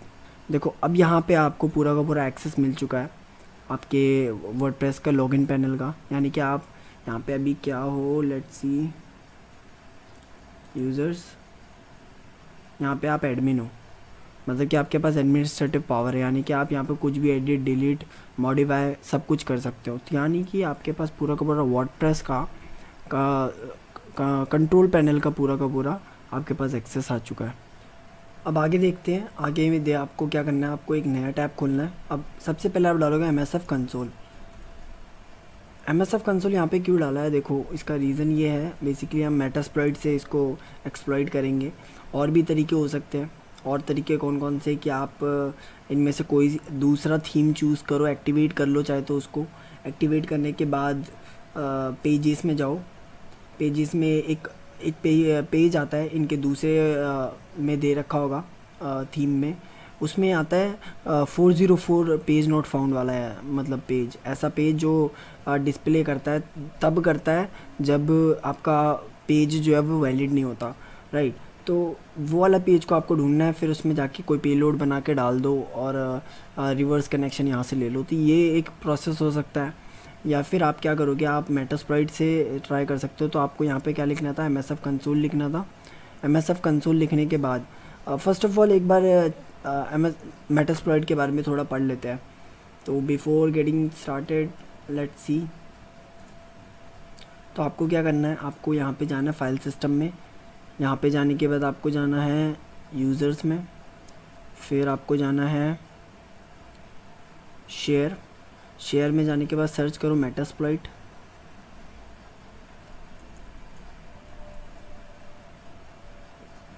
ये रहा मेटास्प्लॉइट फ्रेमवर्क। यहाँ पे जाने के बाद आपको इसको टर्मिनल में ओपन कर लेना है, राइट। अब इतना करने के बाद let me show you guys. अब यहाँ पे एक मॉड्यूल आती है जो कि होती है मॉड्यूल्स करके। लेट्स सी, ये रहा। आपको क्या करना है, इसके अंदर जाना है। मॉड्यूल्स के अंदर आने के बाद आपको LS करना है। अब देखो ये जो आ रही हैं, ये बेसिकली ये सारी फ्रेमवर्क्स यानी कि ये सारी मॉड्यूल्स ही एक्चुअल में मेटास्प्लॉइट है। मतलब कि इसके बलबूते पे ही चल रही है पूरी की पूरी मेटास्प्लॉइट की जितनी भी फ्रेमवर्क्स है सारी की सारी इनके बलबूते पे चल रही है। एक एक करके थोड़ा समझते हैं इनको कि एक्चुअल में क्या क्या है। तो स्टार्ट करते हैं एक्सप्लॉइट और पेलोड से, बिकॉज ये थोड़ा सिंपल पड़ता है एक्सप्लेन करने के लिए। देखो एक्सप्लॉइट क्या होता है, एक्सप्लॉइट मैंने आपको पहले भी बताया था कि अगर आपको किसी को शूट करना है तो आपको एक गन चाहिए, right. That gun is your exploit. अगर आपको किसी को शूट करना है तो आपको एक गोली चाहिए जो कि होती है पेलोड। वो बुलेट क्या है, वो बुलेट है आपकी पेलोड। अब इसको थोड़ा सा नॉर्मल वे में समझे तो जो मिलिशियस कोड है, जो कि जिसमें आपका अनवांटेड कोड है, जो कि आप एक तरीके से मिलिशियस कर देते हो उसको कोडिंग करके, किल करने की कमांड वगैरह लगा के, जो भी है आपका, जो भी आपने कोडिंग कर रखी है, वो मिलिशियस कोड क्या करते हो, वो पर्टिकुलर कोड आपका क्या है, वो पेलोड है, ठीक है, वो आपका पेलोड होता है। और अगर हम बात करें एक्सप्लॉइट्स की, तो एक्सप्लॉइट क्या होता है, देखो एक्सप्लॉइट बेसिकली आपका हो गया जैसे कि आपका कंप्यूटर सिस्टम है, ठीक है। मतलब कि इसको इस तरीके से समझो कि लूप होल होते हैं आपके कंप्यूटर सिस्टम में, लूप होल होते हैं। तो वो लूप होल हो गए या फिर वनरेबिलिटी जो एग्जिस्ट करती है आपके सिस्टम में, तो वो क्या है, वो एक्सप्लॉइट है, ठीक है। तो वो एक्सप्लॉइट होता है एक्चुअल में। अब हम बात करते हैं ऑक्सिलरी की। देखो ऑक्सिलरी क्या होता है, ऑक्सिलरी बेसिकली आपका सपोर्ट एलिमेंट्स होता है। सपोर्ट एलिमेंट्स से मतलब ये है कि आपने एक nmap टूल यूज़ करा होगा। nmap टूल क्या करता है, इंफॉर्मेशन गैदर करता है, राइट। nmap टूल होने के बावजूद भी ऑक्सिलरी के अंदर भी एक nmap होता है। वो nmap हम क्यों यूज़ करते हैं? वो इसलिए यूज़ करते हैं बिकॉज मॉड्यूल मेटास्प्लॉइट क्या करता है, एक आपको एक फ्रेमवर्क देता है जिसके अंदर आप TCP स्कैन कर सकते हो, UDP स्कैन कर सकते हो। इसको एक बार चेक करते हैं। ऑक्सिलरी के अंदर आ गए, ls। नाउ सी, यहाँ पे आपके बहुत सारे अलग अलग मॉड्यूल्स डाल रखे हैं जो कि आप स्कैन कर सकते हो, मतलब कि फजर कर सकते हो, गैनर कर सकते हो, गैदर कर सकते हो इन्फॉर्मेशन। स्कैनर्स भी दे रखा है यहाँ पे, तो CD स्कैनर। अब यहाँ पे अंदर आने के बाद यहाँ पे थोड़ा सा शो करते हो, राइट। अब देखो थोड़ा, अब यहाँ पे क्या देखा है, NTP स्कैन कर सकते हो, SSL स्कैन कर सकते हो, आप MySQL कर सकते हो, फिर SSH भी कर सकते हो, UDP कर सकते हो, SMB स्कैन कर सकते हो। तो यहाँ पे हर चीज़ दे रखी है, FTP स्कैन कर सकते हो। तो बेसिकली यहाँ पे ये सारी की सारी मॉड्यूल बन रखी है। Why we are using this type of module if you have already, मतलब कि हमारे पास ऑलरेडी दे रखा है, nmap दे रखा है, सबको पता है कि बहुत बड़ा पावरफुल टूल है इन्फॉर्मेशन गैदरिंग का। Still we are using the Metasploit, क्योंकि क्या होता है कि हम जब अटैक परफॉर्म कर रहे होते हैं तो हमें एक डेटाबेस क्रिएट करना होता है। उस डेटाबेस को क्रिएट करने के लिए हम बार बार जाके दूसरे टूल्स को यूज़ नहीं करते हैं। हम प्रीफर क्या करते हैं कि हमारे जो हम मेटास्प्लॉइट यूज़ कर रहे हैं उसी के अंदर एक स्कैन मार के, ऑक्सिलरी स्कैन मार के एक डेटाबेस क्रिएट कर ले, यानी कि जब हम फाइल निकालें तो वो साथ में ही उसके साथ आ जाए, राइट। तो एक तरीका ये भी है। एंड उसके बाद हम जाते हैं, अब आते हैं हम नेक्स्ट में आते हैं एनकोडर्स। देखो एनकोडर्स क्या होता है, एनकोडर्स बेसिकली आपके एनकोडिंग के लिए यूज़ आते हैं। आपकी लैंग्वेज वगैरह चेंज करनी होती है, या फिर इसको इस तरीके से समझो कि देखो इसको इस तरीके से समझो कि आपको जब भी किसी चीज़ को एनकोड करना है, फॉर एग्ज़ाम्पल किसी भी चीज़ का लैंग्वेज चेंज करना है, बाईपास करने के लिए फायरवॉल को, या फिर जितनी भी IDS सिस्टम आते हैं, इंटीजर डिटेक्शन सिस्टम जिन्हें बोला जाता है, तो उन सब चीज़ों को बाईपास करना है, या फिर आपका पैटर्न चेंज करना है आपके पर्टिकुलर कोडिंग की, तो आप एनकोडर्स यूज़ करते हो। इविएशन सेम ही है, नया वर्जन है बस एनकोडर्स का, बहुत हद तक सेम है दोनों के दोनों। फिर आता है आपका नॉप्स। नॉप्स होता है बेसिकली नो ऑपरेशन परफॉर्म।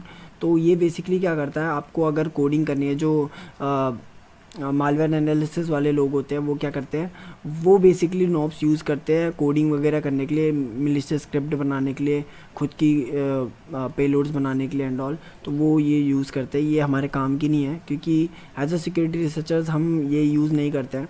और एक्सप्लॉइट जितने भी हम एक्सप्लॉइट करते हैं उन सब में ये हमारे नॉब्स काम नहीं आता, राइट। और पोस्ट किस लिए काम आता है, देखो पोस्ट को हम थोड़ा सा देख लेते हैं। CD पोस्ट, देखो पोस्ट में जाने के बाद यहाँ पे देखो ये बेसिकली सारे के सारे ऑपरेटिंग सिस्टम्स हैं। X हो गया, सिस्को हो गया, हार्डवेयर हो गया, लिनक्स हो गया, OS X, विंडोज़, एंड्रॉयड हो गया, फायरफॉक्स। तो ये सारे के सारे यहाँ पे ऑपरेटिंग सिस्टम भी दे रखे हैं और कुछ कुछ प्लेटफॉर्म्स भी दे रखे हैं। तो ये क्या करता है, आपको मॉड्यूल्स प्रोवाइड करता है पोस्ट एक्सप्लॉइटेशन के लिए। तो विंडोज़ के अंदर आप जाओ, CD विंडोज़, इसमें जाने के बाद LS कर दो। अब यहाँ पे देखो, यहाँ पे ना आपको बहुत सारी मॉड्यूल्स दे रखी है, जैसे कि आपको WLAN करना है तो आप ये यूज़ कर सकते हो, रेकॉन करना है, इंफॉर्मेशन गैदर करनी है, प्रिविलेज एस्केलेशंस करने हैं तो ये यहाँ पे मॉड्यूल्स दे रखी है, या फिर आपको कैप्चर करना है। तो यहाँ पे देखो अगर हम कैप्चर के अंदर जाते हैं तो क्या कर रखा है, तो इसमें क्या होता है बेसिकली आपको की लॉगर्स वगैरह मिल जाते हैं। फॉर एग्ज़ाम्पल यहाँ पे देखते हैं, तो ये देखो आपको यहाँ पे 2 टाइप के अलग अलग टाइप के की लॉगर्स है, जैसे कि की लॉगर रिकॉर्डर है, रूबी का है। तो ये आपको यहाँ पे पूरे के पूरे यहाँ पे मॉड्यूल्स मिल रहे हैं इनके, आप इनको डायरेक्टली यूज़ कर सकते हो किसी भी अटैक में। तो एक ये तरीका हो गया। और इसके बाद आता है आपका, बैक करते हैं इसको,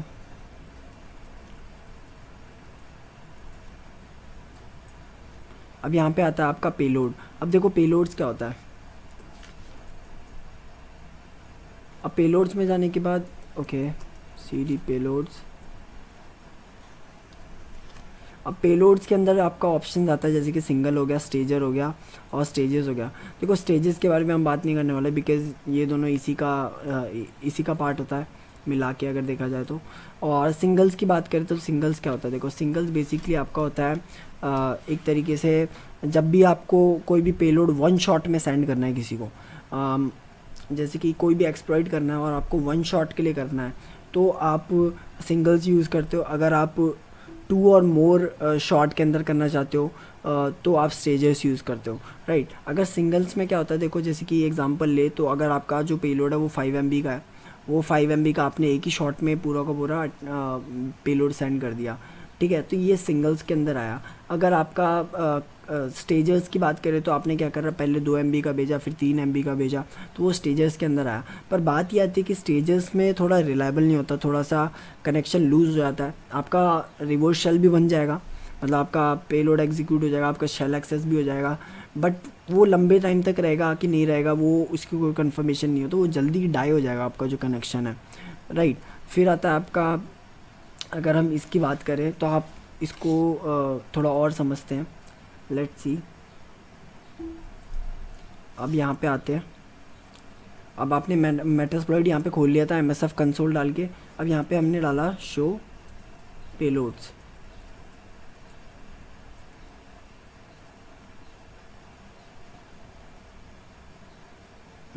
okay okay okay, show payloads, now see. अब यहाँ पे पेलोड्स की लिस्ट पूरी आ जाएगी, राइट। अब देखो यहाँ पे पूरी की पूरी ये जितनी भी है ये सारी की सारी पेलोड की लिस्ट है। इसको ऊपर कर देते हैं। अब इसको थोड़ा समझें तो पहले ना पेलोड का आर्किटेक्चर पूरा समझते हैं कि एक्चुअल में ये पेलोड कैसे दिख रहा है, मतलब इसको समझते हैं, इसका मतलब क्या है यहाँ पे जितना भी पेलोड दिखा रहा है उसका, राइट। तो थोड़ा सा नीचे करते हैं, ओके ये विंडोज़ के कुछ यहाँ पे दिखा रहा है, ओके। तो इसका एक बार स्क्रीनशॉट ले लेते हैं।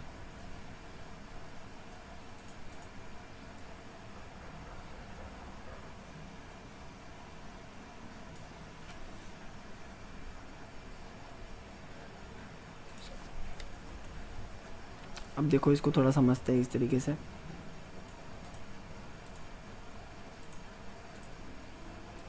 अब देखो इसको समझने का ये तरीका है कि बेसिकली ये जो तुम्हारा पहला है ये क्या है, ये विंडोज़ है, ये तुम्हारा प्लेटफॉर्म है जो कि आप जो भी आपका प्लेटफॉर्म है आपने वो यूज़ कर रखा है यहाँ पे, ठीक है।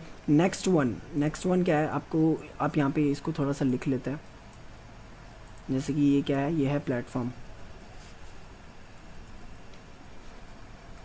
साइज छोटी कर देते हैं,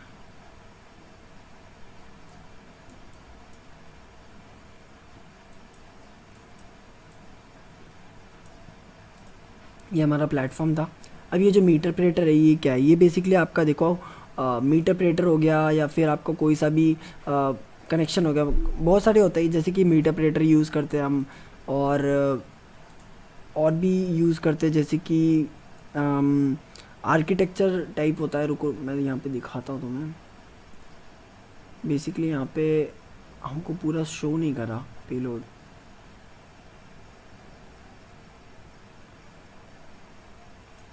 ओके यहाँ पे जो कुछ पेलोड्स आ रहे हैं ये बेसिकली पूरे पेलोड्स हैं, हम इनको ले लेते हैं। वो वाले आधे पेलोड थे, मतलब उनमें सब कुछ दिखा नहीं रखा था, राइट। तो इसको ले लेते, रिप्लेस कर देते इससे, ओके। नाउ सी, अब देखो यहाँ पे इंफॉर्मेशन थोड़ी ज़्यादा है, और कौन कौन सी टाइप की इंफॉर्मेशन मिल रही है हमें यहाँ, ठीक है, गॉट इट, इतने से हो जाएगा। देखो अब यहाँ पे देखो किस किस टाइप की इंफॉर्मेशन हमको मिल रही है। पहला हमारा क्या था, यहाँ पे हमारा प्लेटफॉर्म था, ठीक है। नेक्स्ट क्या हमारा, ये हमारा आर्किटेक्चर है। बेसिकली ये हमारा कौन सा आर्किटेक्चर यूज़ कर रहा है, x64 कर रहा है या x86 कर रहा है, मतलब कौन सा हमारा आर्किटेक्चर है उसके बारे में। फिर आता है समथिंग, फिर आता है समथिंग, फिर आता है लास्ट में समथिंग। अब ये जो समथिंग है इनका मतलब क्या है, देखो ये बेसिकली आपका पेलोड है, मतलब कि आपका जो भी पेलोड है उसका नाम क्या है, उस पेलोड का नाम यहाँ पे शो कर रखा है, ठीक है। फिर आता है आपका रिवर्स कनेक्शन है कि बाइंड कनेक्शन है। अब ये देखो ये दो टाइप के होते हैं, एक तो रिवर्स कनेक्शन होता है और एक होता है बाइंड कनेक्शन। रिवर्स और बाइंड में डिफरेंस क्या है, देखो बाइंड कनेक्शन क्या होता है कि you will connect to the system, मतलब कि आप आप उसके पास जा रहे हो, सामने वाले के पास, और उससे कनेक्ट कर रहे हो, सिस्टम से कनेक्ट कर रहे हो, ठीक है। और रिवर्स कनेक्शन में क्या होता है, रिवर्स कनेक्शन में आप अपने सिस्टम का कोई पोर्ट ओपन करते हो और सामने वाले को चाहते हो कि वो आके हमारे कनेक्शन से, मतलब हमारे सिस्टम से आके कनेक्ट हो जाए, तो वो रिवर्स कनेक्शन होता है, ठीक है। और ये होता है हमारा बाइंड कनेक्शन। मोस्टली क्या होता है, रिवर्स कनेक्शन के अंदर बहुत ज़्यादा फायरवॉल्स बाईपास हो जाते हैं। क्यों होते हैं, क्योंकि देखो बाइंड कनेक्शन में क्या है कि आप सिस्टम से जाके कनेक्ट हो रहे हो, ठीक है, मतलब कि आपको जाना पड़ेगा सिस्टम से कनेक्ट होने के लिए। तो कंपनीज़ क्या करती है, कंपनीज़ ये बोलती है कि नॉर्मली कंपनीज़ ये बोलती है कि सामने वाला कोई बाहर का आदमी उनसे कनेक्ट नहीं हो सकता, कोई भी उनके नेटवर्क से कनेक्ट नहीं हो सकता है। पर जो कंपनी के बंदे हैं, जो कंपनी खुद है, वो सबसे कनेक्ट हो सकती है, ठीक है, थ्रू आउट द नेटवर्क। तो ये बाइंड कनेक्शन हो गया। पर अगर हम रिवर्स कनेक्शन की बात करें तो रिवर्स कनेक्शन में उल्टा होता है। तो उसमें क्या होता है, उसमें ये रिक्वायरमेंट्स को मीट करने के लिए बहुत ज़्यादा फायरवॉल्स वगैरह बाईपास हो जाती है, ठीक है। तो वो सारी चीज़ें आपकी रिवर्स और बाइंड के अंदर आती हैं। अब लास्ट में ये जो टीसीपी है, ये टीसीपी क्या है, ये टीसीपी बेसिकली होता है तुम्हारा प्रोटोकॉल, ठीक है। अब ये होता है प्रोटोकॉल। अब ये प्रोटोकॉल में भी एचटीटीपी हो सकता है, टीसीपी हो सकता है, यूडीपी हो सकता है। तो ये किसी भी टाइप का प्रोटोकॉल हो सकता है। जैसे यहाँ पे लिखा हुआ है विन एचटीटीपीएस, तो ये एक प्रोटोकॉल है। विन एचटीटीपी एक प्रोटोकॉल है। टीसीपी यूआईडी एक प्रोटोकॉल। तो ये इस तरीके से यहाँ पे प्रोटोकॉल लास्ट में आता है। अब यहाँ पे इसको समझो, ये प्लेटफॉर्म, आर्किटेक्चर, पेलोड नेम, फिर रिवर्स या बाइंड कनेक्शन जो भी है तुम्हारा, फिर तुम्हारा ये टीसीपी यानी कि यहाँ पे प्रोटोकॉल आएगा, ठीक है। ये होता है तुम्हारा इसको समझने का तरीका, यानी कि पेलोड को समझने का तरीका ना। आपने पेलोड समझ लिया। अब हम क्या करेंगे, इसके आगे कंटिन्यू करेंगे। अब हम क्या करेंगे, नेक्स्ट कमांड लगाएंगे। अब यहाँ पे लिखेंगे सर्च टाइप एक्सप्लॉइट। अब हम यहाँ पे सर्च क्या कर रहे हैं, उसका टाइप क्या है, एक्सप्लॉइट है। और एक्सप्लॉइट हम कौन सा सर्च कर रहे हैं, वर्डप्रेस के लिए। तो हम यहाँ पे लिखेंगे सर्च टाइप एक्सप्लॉइट वर्डप्रेस। अब यहाँ पे आपको ये देखना है कि बेसिकली इसको समझने का भी थोड़ा सा तरीका है, एक छोटा सा, वो बता देता हूँ मैं। यहाँ पे इसको थोड़ा सा बड़ा कर देते हैं। Okay, listen.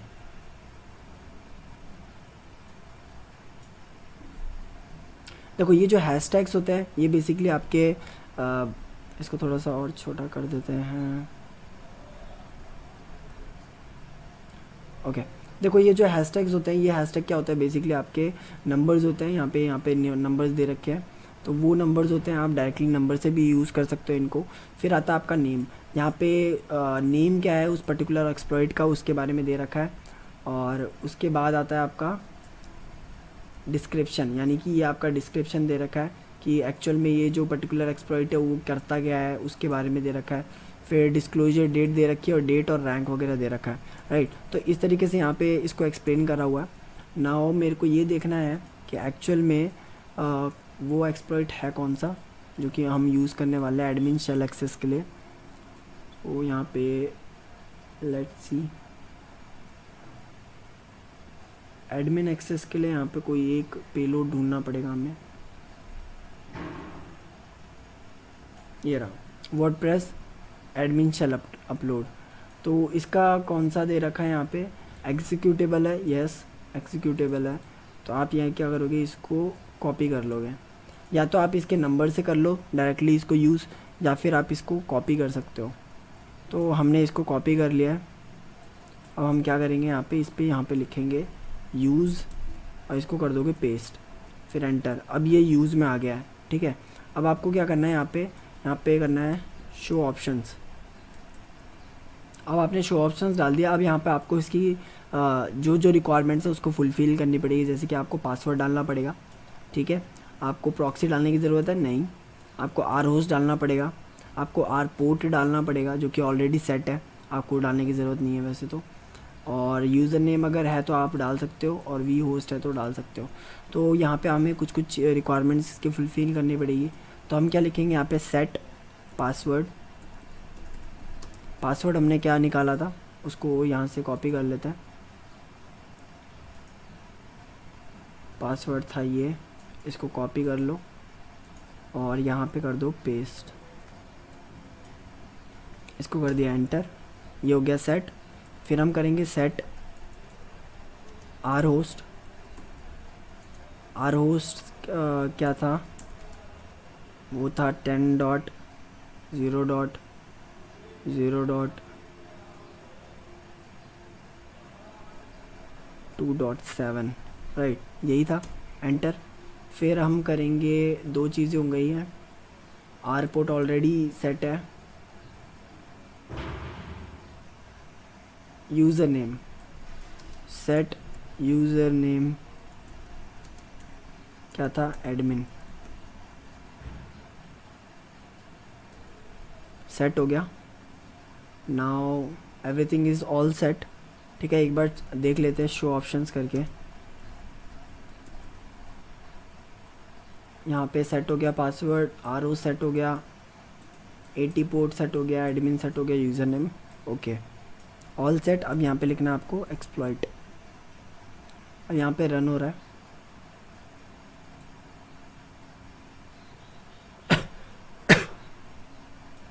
लेट्स सी ये पेलोड काम करता है कि नहीं करता है।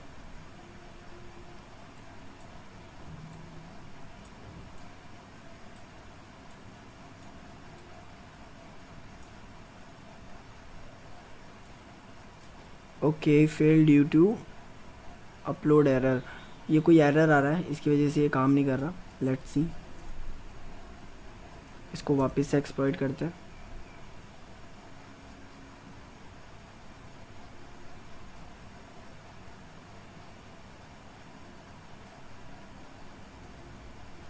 अब ये क्या कर रहे हैं, यहाँ पे टीसीपी हैंडलर यूज़ कर रहा है रिवर्स कनेक्शन के लिए इस पर्टिकुलर आईपी से।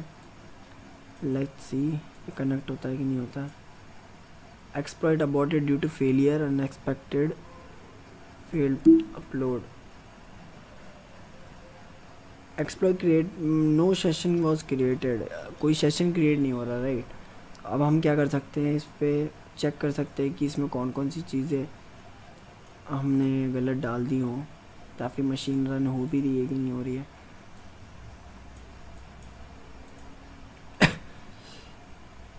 इसको एक बार वापस से ट्राई करते हैं। हमने शो ऑप्शंस कर लेते हैं।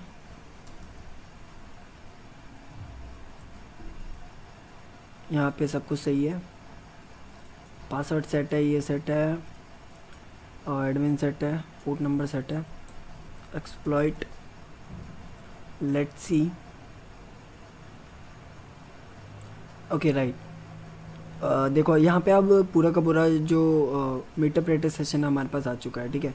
अब यहाँ पे क्या कर सकते हो आप, हेल्प कमांड लगा दो, यहाँ पे देख लो आप क्या क्या कर सकते हो। यहाँ पे ऊपर जाके देख सकते हो, तो जितनी भी ये कमांड है ये सारी की सारी आप यूज़ कर सकते हो। अदरवाइज़ यहाँ पे शेल लिख दो,